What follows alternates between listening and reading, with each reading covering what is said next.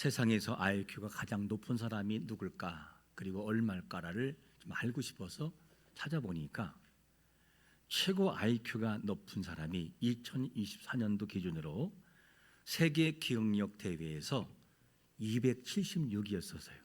사진 한번 볼까요? 저 사람이 IQ가 276입니다. 너무 놀랄 건 없어요. 하나님보다 낮으니까. 자, 그런데 제 기억으로는 초등학교 때 IQ 검사를 하면 대부분의 친구들이 몇 자릿수였죠? 2자릿수였어요. 2자릿수. 아니 뭐 IQ가 3자릿수 사람 놀랄 거 없어요. 그런 경우 있었어, 많았어요. 그래서 이 2자릿수가 몇 개 안 됐고 3자릿 숫자는 많지가 않아서 반에서 몇 명 안 됐었어요. 그리고 선생님들이 가끔 하시는 말씀이 뭐냐면, 야, 돌고래도 IQ가 70이다 이렇게 얘기를 했었어요. 그래서 2자릿수가 되면 참 낙심하고 나 IQ 78밖에 안 돼, 이런 친구들이 많았어요. 그리고 거기에 완전히 묶여가지고 뭔가 하다가 안 되면, 그래 나 돌고래보다 낫다, 난 돌이야 돌, 스턴트 돌, 이렇게 말하는 친구들이 많았었어요. 저 자신도 가끔 IQ가 150 이상이 넘으면 어떨까 이렇게 생각을 하고, 왜? 책도 많이 봐야 되고 볼 거는 많은데 속도가 느리니까. 그래서 150 이상 되면 좋겠다는 생각을 가져볼 때가 많았어요. 그러나 IQ가 높은 것만이 좋은 것은 또 아니에요. IQ가 높음으로 단점도 있는데, 다는 그렇지 않지만 많은 경우 어떤 것을 호소하냐면 한 가지 일에 너무 집착한다는 거예요. 막 파고들고. 그러다 보니까 어떤 결정이나 행동을 옮기기가 어렵다. 그리고 세상 문제, 인간관계, 미래에 대한 모든 문제를 지나치게 생각하다 보니까 불안과 그리고 우울증을 느낄 때가 많다는 거예요. 생각이나 수준과 관심사가 주변 사람과 다르기 때문에 소통이 안 된다는 거예요. 소통. 너무 수준이 낮으니까 자기들이 볼 때는 자신과 비슷한 사람을 찾기 힘들어서 너무 외롭다. 기준이 너무 높아서 완벽주의에 가깝다는 거죠. 그래서 감정 표현이 서툴다라고 하는 그 공감이 부족하다, 이런 오해를 많이 받는다. 이상이 너무 높다 보니까 현실에 적응하지 못하고 IQ가 높은 사람들이 적응을 못하고 힘들어하는 경우를 많이 보게 돼요. 여러분, IQ가 150이 안 넘어서 감사하시기 바랍니다. 그것도 감사한 조건이에요. 물론 넘는 사람 중에 있을 거예요 아마. 어떤 글에 제가 세상에서 가장 행복한 사람이 누굴까 한번 글을 보니 이런 글이 있더라고요. 부족함이 있어도 자기 스스로 자기가 자기에게 편들어줄 수 있는 사람. 아, 그만하면 괜찮죠, 얼마나 더 잘하냐, 이렇게 자기를 평가해주는 사람. 그리고 지금 이 순간 이 감정, 이 모든 감각을 즐겁게 느낄 수 있는 사람. 관계에 있어서 한두 명이라도 솔직하게 내 마음을 털어놓을 수 있는 사람. 나 이것 때문에 힘들어, 어떻게 하면 좋니? 이렇게 말할 수 있는 사람이 있는 것. 그리고 남 인생의 기준 삼지 말고 자기의 속도와 기준을 존중하는 사람. 때론 불행해 보일 줄도 알고 슬퍼서 눈물도 흘리는 사람. 이게 이 글에 있는 것인데, 그러면 제가 묻는 것이 뭐냐면, 여러분들은 그리스도 안에서 어떤 사람이 행복한 사람이라고 생각하신가 질문해요. 무엇이 행복한 사람인가? 자신의 부족을 알고 인생의 주인 되시는 이 예수 그리스도가 나의 구원자요, 생명의 그런 되심을 알고 찬양과 감사로 영광 돌 수 있는 사람이 행복한 사람인 걸 믿으시기를 축원합니다. 그분을 영원토록 그분은 변함이 없으시고 길이고 진리고 생명이신 그분, 예수님을 통해 하나님 아버지를 나의 아버지라고 믿고 고백하면서 그 어떤 현실에 다가오는 모든 문제도 그분 앞에 달려가면 그분이 위로하시고 그분이 내 곁에 있다는 사실을 아는 사람이 행복한 사람인 것을 믿으시기를 축원합니다. 그게 행복이라는 거죠.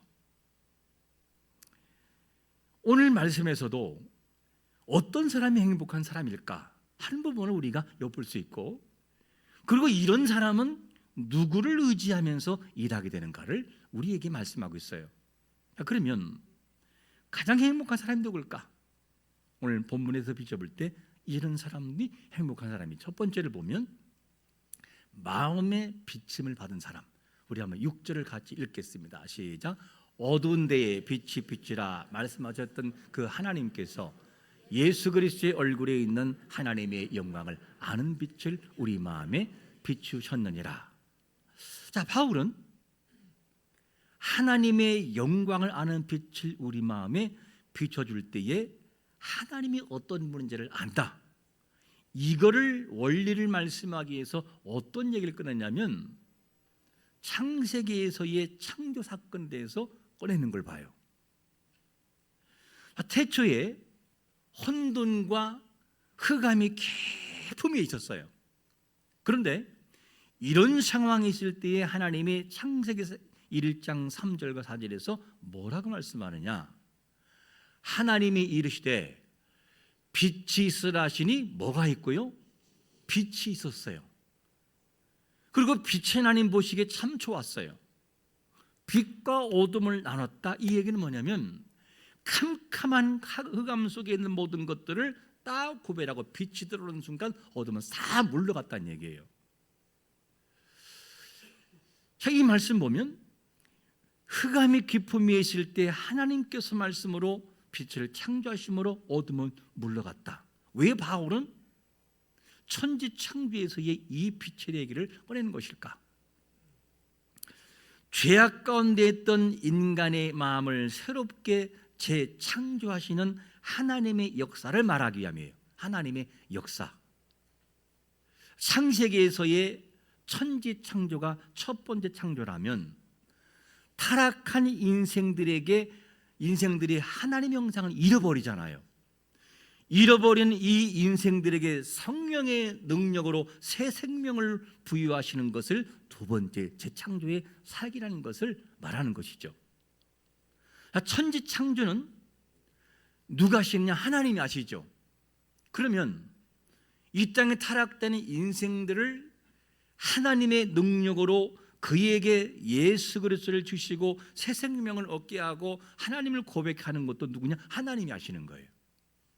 똑같은 하나님이시죠. 왜 바울은 첫 번째 창조와 재창조를 비교하는 것일까? 이유가 뭐냐? 첫 번째 창조에서 하나님이 모든 우주를 뭘로 창조하시죠? 하나님이 말씀하시니 그대로 되는 거예요. 말씀으로 창조하셔요. 그러면 타락한 인생들을 새롭게 살리는, 영혼을 살리는 것은 말씀으로 하나요? 다른 것으로 하나요?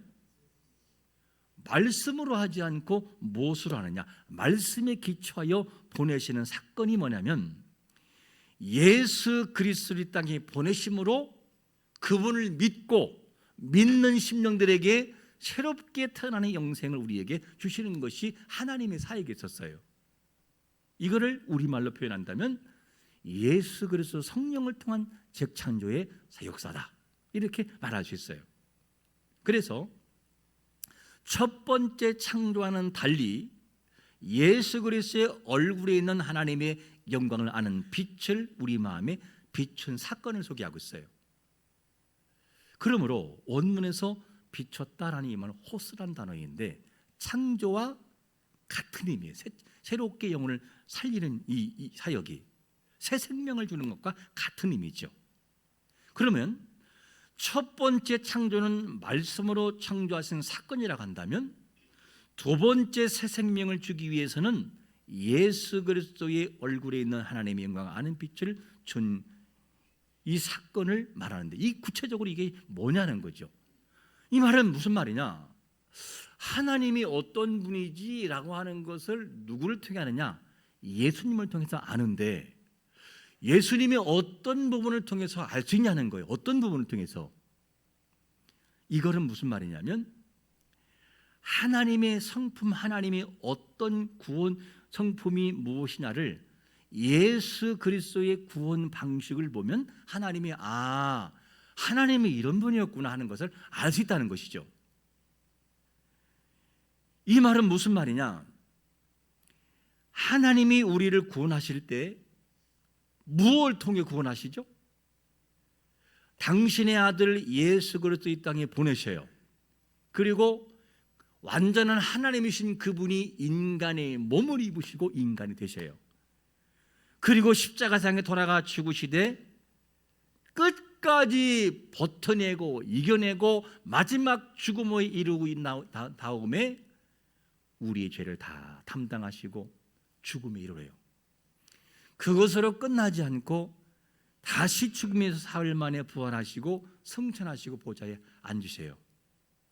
예수님의 모습을 통해서 그분의 있는 전체적인 구원 방식을 보니 하나님은 사랑의 하나님이었구나. 하나님의 사랑은 보통이 아니네. 나를 그렇게 사랑한다고? 그러면서 하나님의 구원 방식을 누구를 통해 모르냐? 예수님의 십자가의 복음을 통해서 우리가 알 수 있다는 것이죠. 그 얘기를 지금 하고 있어요.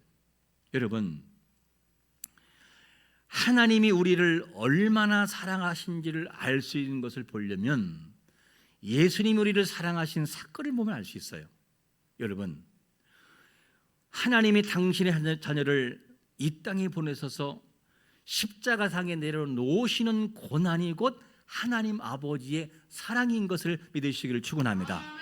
그 사랑 우리에게 알린다는 것. 누구를 통해서? 예수 그리스도를 통해서. 그러므로 이 사랑이 우리에게 지금 비추고 있는데, 이 사랑에 예수 그리스도의 영광의 빛을 비추는 것은 그러면 누가 할 수 있느냐? 아무나 할 수 있냐는 거야. 아무나. 아니, 예수를 아무나 믿나요? 저 절에 가서 스님 예수님 믿으면 정말 좋아요, 할렐루야, 그러면 할렐루야 하고 돌아오나요? 할 일이 그렇게 없냐고 뭐라고 합니다. 안 돼요. 그럼 이것이 뭐냐면, 이것을 알 수 있는 것은, 주님의 은혜를 알 수 있는 것은 누가 할 수 있느냐? 비춤을 받은 사람들. 어디에? 하나님의 영광을 아는 빛을 마음에 비춤을 받은 사람이 안다는 거예요. 그러므로 비춘다는 이 개념이 어떤 것이냐? 내가 예수를 믿어서 아는 개념이 아니고, 나 구원받았네 내가 아는 것이 아니라 성령의 능력을 통하여 내 마음에 비춰줄 때 어둠이 싹 거치면서 예수님이 나의 구원자구나, 하나님이 나의 아버지시네, 이것을 알 수 있다는 거예요. 내 노력이 아니라 예수 그리스도의 은혜가 내 마음에 비춰질 때, 성령이 내 마음을 비춰 어둠을 물러 없앨 때에 예수님이 믿어지는 걸 믿으시기를 축원합니다. 그것을 예수님을 통해서 하나님 마음을 안다. 그런 분이라는 거 아는 것을 우리에게 알게 한다는 거예요. 그러므로 어둠은 빛이 들어올 때 물러가요.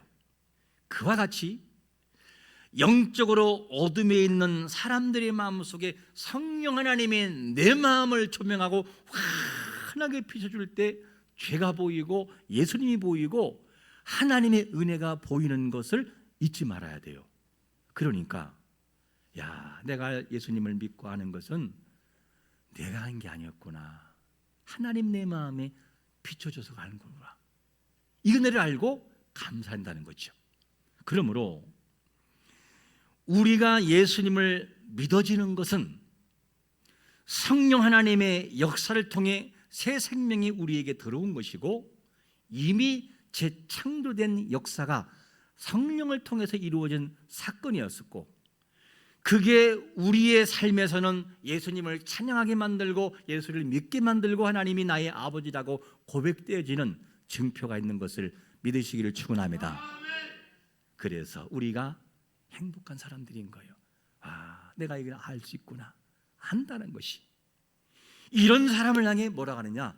이 보배를 가진 자들이, 이렇게 표현돼요. 이 보배. 그러면 한 가지 질문이 있어요. 그러면 그렇게 보배롭고 존귀하신 예수 그리스도 십자가의 복음이 내 마음속에 왔다고 이해가 된다면 왜 하나님은 그러면 그 복음을 담은 그 보배 같은 이 복음 예수 그리스도를 담은 사람들이 강력해서 터미네이터처럼 불에 확 들어갔다 녹았다가다 한 5분 있으면 와 회복되는 거, 팔이 잘렸다가도 확 붙어가지고 다시 일어나게 만들지 왜 그렇게 우리를 약하게 만들었냐는 거죠. 이걸 뭐라고 하느냐, 하나님 스스로가 질그릇이라고. 우리를 질그릇. 왜 이 질그릇에 담았는가 하는 질문에 왜 그렇게 담았을까? 이유는 하나라는 거예요. 그 가치가 누구에 있냐, 너에게 있는 것이 아니고 두 번째로 뭐라고 말씀합니까? 누구에게 있다? 하나님께 있다. 이 가치가. 우리 한번 7절을 같이 읽어볼까요? 7절 시작. 우리가 이 보배를 질그릇에 가졌으니 이는 심히 큰 능력은 하나님께 있고 우리에게 있지 아니함을 알게 하려 함이라. 할렐루야. 너무 귀한 보배를 깨지기 쉬운 그릇에 담아놨다. 담아놨어요. 복음의 보배를 담은 그릇이 누구냐? 우리 자신이라는 거예요. 근데 그릇이 튼튼해요? 약해요? 약하다는 거예요. 그러면 약하고 초라한 이 그릇은 자기를 자랑할 수 없어요. 자기를. 왜? 너무 약한데, 깨지기 쉬운데. 그럼 누굴 자랑해야 되느냐? 질그릇 안에 있는 보화인 보배 대신 누구를? 예수 그리스도를 감사하고 자랑하며 살아간다는 거죠. 이게 은혜라는 거예요. 보잘것없는 것이라고 한다면 보잘것없는 그릇은 자랑할 수가 없다고요. 보통의 원리는 어떤 것이냐? 만약에 여러분들이 다이아몬드가 100억짜리 다이아몬드가 있으면은 만원, 10만 원짜리 금고를 만들까요? 한 1000만 원짜리 금고를 만들까요? 물론 하나죠. 100억짜리 다이아몬드가 있는 걸 10만 원짜리 한 말도 안 되는 소리. 이거는 최소한 1000만 원짜리는 들어야 그걸 못 훔쳐가니까. 이게 세상의 원리인데, 근데 신기한 것은 뭐냐면 100억이 문제가 아니라 생명의 주체이신 그 보배를 마음속에 담았는데 우리 그릇을 바라보니 너무 초라하다는 거예요. 너무 초라해요. 보잘것이 없어요. 이 질그릇의 특징이 어떤 것이냐면 질그릇은 깨지기 쉽기 때문에 안 될 때는 보배 대신 그분 앞에 갈 수밖에 없는 거예요. 왜? 이럴 때 어떻게 해야 돼요?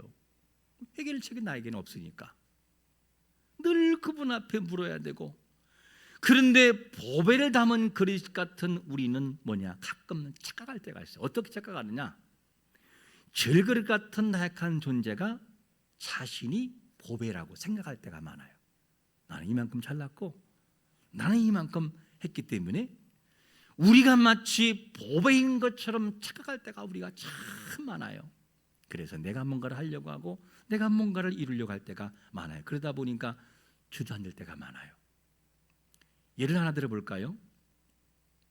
앞에 사진 보시면 저 사진에 여러분들이 보실 때 왼쪽에 있는 사람이 누구냐 하게 되면 이용규 선교사님이라는 분이에요.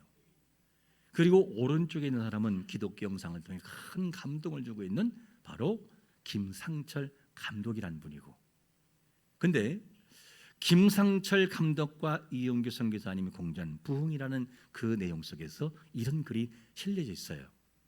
어느 날 김 감독님이 마음이 공허해서 이 공허한 마음을 어떻게 하면 처음 마음으로 돌아갈 수 있을까, 이 고민이 생긴 거였어요.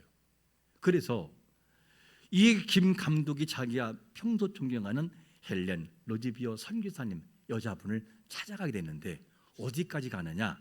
아일랜드까지 찾아가게 돼요. 큰 곳까지. 그리고 감독이 이 헬렌 로즈비어 선교사를 만난 다음에 던진 질문이 뭐냐면, 선교사님 어떻게 하면 처음 마음을 좀 회복할 수 있을까요? 내가 너무나 미지근합니다. 어떻게 하면 회복할 수 있을까요? 라고 했더니만 선교사님이 뭐라고 하느냐? 그러면 이걸 회복하려면 성경을 많이 읽고 기도를 많이 해라. 이렇게 얘기를 했던 거예요, 선교사님이. 그러니까 하는 말이 뭐냐면, 선교사님, 내가 그 말 들으려고 여기 온 거 아니라고. 내가 기도를 하고 싶어도 기도가 안 된다고. 말씀을 읽고 싶어도 눈에 말씀이 안 들어온다고. 그러니까 선교사님이 이런 얘기를 꺼내기 시작을 해요. 그러면 잘 들어보세요. 제가 콩고에 있을 때 정글 이 감옥에서 엄청난 고통을 받는 일이 있었습니다. 동료와 함께 갔던 선교사 동료는 죽임을 당하고 그 현지민들에게, 그리고 저는요 성폭행을 당했습니다. 성폭행. 그리고 5개월 동안 감옥에 있으면서 죽음의 공포와 싸워야 했고, 여성으로서 정말 수치를 당했다고. 죽음의 공포와 두려움에서 내가 너무너무 하나님에 대해서 서운할 때 제 마음속에 하나님이 음성을 들렸는데, 헬레나, 너 내게 감사할 수 있겠니? 라는 음성이 들렸다는 거예요. 그때 곧바로 대답하게, 하나님, 저 감사 못해요. 저와 처지를 바꿔 한번 생각해 보세요. 하나님께서 기뻐하신 일을 위해 내가 하기 이곳에 왔는데 동료들은 죽임을 당하고 저는 성폭행을 당했어요. 하나님 같으면 감사할 수 있겠어요? 따지듯이 하나님께 물었어요. 그때 다시 하나님의 음성이 헬렌 선교사에게 들려와요. 뭐라고 들리냐? 그러면 헬렌아, 내가 너를 믿고 있는 그에 대해서는 감사할 수 있겠니? 내가 너를 지금까지 믿고 있는 거. 지금까지 헬렌 선교사는 뭐냐면, 내가 하나님을 믿고 있다고 생각했는데 하나님께서 나를 믿고 있다고 하는 이 말을 들어봤을 때, 와, 내가 콩고에 와서 너무나 수치스럽고 고통스러움을 당하는 그 순간에도 하나님은 내가 그 자리에서 끝까지 그 일을 감당할 것이라고 하는 것을 믿고 있다는 거죠. 너 힘든 거 알고, 너 지친 거 알지만, 그런데 네가 나를 위해서 그를 끝까지 감당할 수 있다는 사실을 내가 지금 믿고 있다. 그리고 다음과 같이 말했다는 거죠. 선교사님이 처음 마음을 회복하려면 하나님이 당신을 믿고 계신다는 사실을 알아야 하는 것입니다. 하나님 나를 믿고 있구나. 저는 사실 이 글을 읽고 참 마음이 울컥했어요. 하나님이 나를 믿고 있었구나. 믿고 있었구나. 이 상황에서도 저 상황에서도, 이런 처지에도 저런 처지에도 나를 지금도 믿고 있다. 성령님의 강력한 역사가 내 마음을, 심장을 뚫어서 뻥뻥치 울었어요. 나를 믿고 있구나. 나를 믿고 있구나. 처음 마음은 감정이 아니라 관계와 신뢰에서 오는 이 내용이란 걸 아셔야 돼요.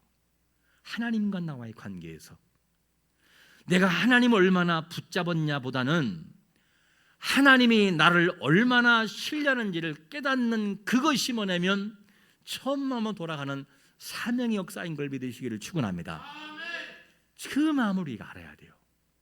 나를 하나님이 믿고 있다, 나를 붙들고 있다, 이거를 아는 것, 하나님이 나를 신뢰한다는 그 사실은 뭐냐면 나를 지금도 붙들고 있다는 사실이에요. 붙들고 있다. 하나님을 향한 나의 신뢰는 분명히 흔들려요. 안 흔들릴 수가 없어요. 왜? 사람이기 때문에. 그런데 하나님이 나를 향한 이 신뢰는 절대 흔들리지 않는 것을 믿으시기를 축원합니다. 안 흔들린다는 거, 하나님은 한 번도 흔들린 적이 없었어요.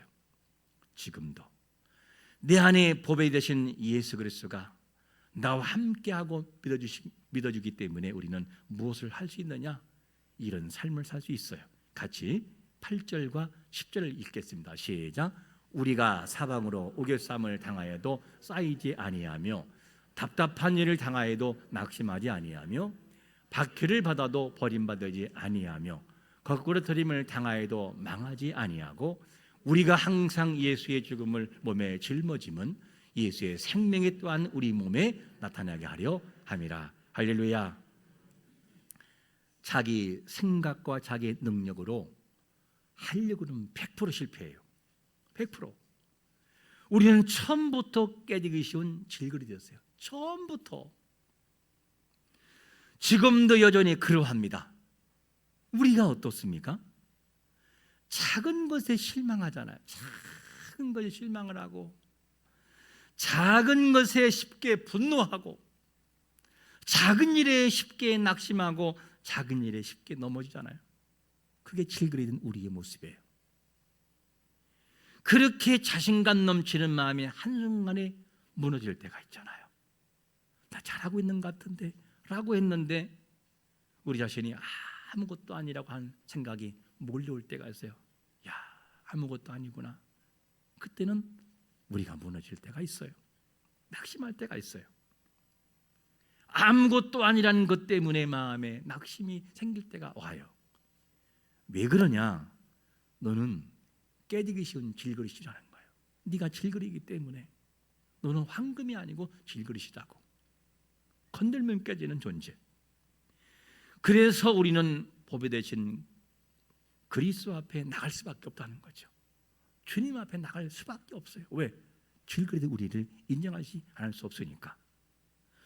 보배를 마음에 모시고 살아가는 우리는 고난도, 시련도, 그리고 어려움에도 하나님이 나를 통하여 당신의 이름을 드러내기 위한 수단이라는 사실을 잊지 말아야 돼요. 내가 고통스럽다. 하나님 뭐를 하시려고 그러지? 뭔가 하나님이 하시려고 그러는구나. 이걸 잊지 말아야 돼요. 그리고 모든 순간, 내가 살아가는 모든 그리스도인의 삶의 순간에는 어떤 것이 있느냐? 예수의 생명이 우리 몸에 나타나게 하려는 기회인 것을 믿으시기를 축원합니다. 그렇게 하신다는 거예요. 그래서 우리는 일어설 수 있는 거예요. 그래서 우리는 순간순간 넘어질 때가 많잖아요. 그런데 하나님이 우리 마음속에 뭘 주셨나요? 하나님의 영광하는 빛을 마음에 비춰주셨어요. 쉽게 넘어지고 쉽게 좌절하고 쉽게 무너질 때가 있지만, 그런데 우리 마음속에 주님은 찾아오시잖아요. 네가 그러면 되겠느냐? 내가 너를 지금 믿고 있는데 그러면 되겠느냐? 내가 너를 믿고 있단다. 너를 믿고 있어. 그리고 다시 우리를 이렇게 세워놓아요. 그리고 다시금 주의 이름을 부르게 만들어 놓아요. 다 끝난 것처럼 보였던 좌절의 순간에 있을 때, 때로는 말씀을 통해, 또는 교훈을 통해, 때로는 환경을 통해 우리에게 말씀해서 내가 너를 믿고 있다고, 너는 나의 자녀임을 잊지 말아라, 일어서라. 그리고 용기를 주고 다시 또 일어나요. 그리고 우리는 그때 그런 과정을 반복하면서 주님이 오실 때까지 우리는 그 길을 걸어가게 되죠. 그래서 우리는 질그릇이지만 주님 때문에 그 일을 할 수 있는 거예요. 여러분, 우리가 보배를 지녔던 사람이기 때문에 좌절이 우리를 침몰시키지 못합니다. 그래서 우리는 뭐가 되느냐? 행복한 사람들인 거예요. 여러분, 우리가 질그릇임을 부인할 수 없어요. 여전히 우리는 깨지기 쉬운 존재이고, 근데도 우리가 행복한 사람인 것은